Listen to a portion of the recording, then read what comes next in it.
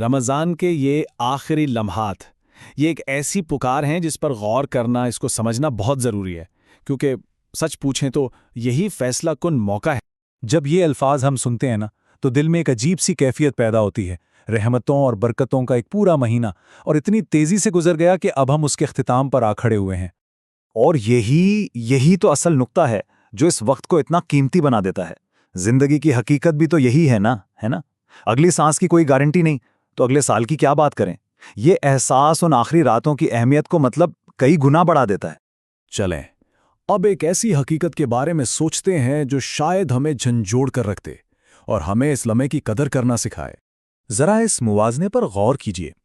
وہ لوگ جو آج قبروں میں ہیں وہ بھی تو کبھی ہماری ہی طرح تھے، زندگی سے بھرپور۔ ان کے بھی خواب تھے، منصوبے تھے، ارادے تھے، لیکن آج اگر انہیں صرف ایک موقع مل جائے تو ان کی سب سے بڑی خواہش کیا ہوگی؟ صرف ایک اور رمضان، ایک اور سجدہ، ایک اور دعا کا موقع۔ اور یہی بات کتنی زبردست ہے، جس موقع کے لیے وہ ترستے ہیں وہ نعمت آج ہمارے پاس موجود ہے۔ یہ لمحہ، یہ رات، یہ سانس جو ہم لے رہے ہیں، یہ سب ایک انمول تحفہ ہے۔ تو سوال یہ ہے کہ اس قیمتی وقت کا کیا کریں، اسے کیسے گزاریں؟ اس کے لیے بہترین نمونہ ہمارے پیارے نبی صلی اللہ علیہ وسلم۔ چلیں دیکھتے ہیں کہ وہ ان راتوں میں کیا کرتے تھے۔ راتوں کو زندہ کر دینا، ذرا اس جملے کی خوبصورتی پر تو غور کریں۔ اس کا مطلب صرف جاگنا نہیں ہے، نہیں، بلکہ رات کے ہر پل کو، ہر لمحے کو عبادت سے، ذکر سے، دعا سے، اللہ سے تعلق جوڑ کر زندگی سے بھر دینا ہے۔ اور یاد رکھیے، یہ لمحات معمولی نہیں ہیں، یہ تقدیر بدلنے کی طاقت رکھتے ہیں۔ یہ ایک پکار ہے، عمل کی دعوت ہے۔ یہ صرف ایک جملہ نہیں، یہ ان راتوں کی روح ہے۔ یہ ایک ایسی پکار ہے جو ہم سب کو اپنی غفلت سے بیدار ہونے کا کہہ رہی ہے کہ اٹھو، اب اپنے رب سے رشتہ جوڑنے کا سب سے بہترین وقت آ گیا ہے۔ تو عمل کا راستہ بہت واضح ہے۔ سب سے پہلے سچی توبہ، اپنے دل کو پاک کریں، ماضی کی غلطیوں پر نادم ہوں۔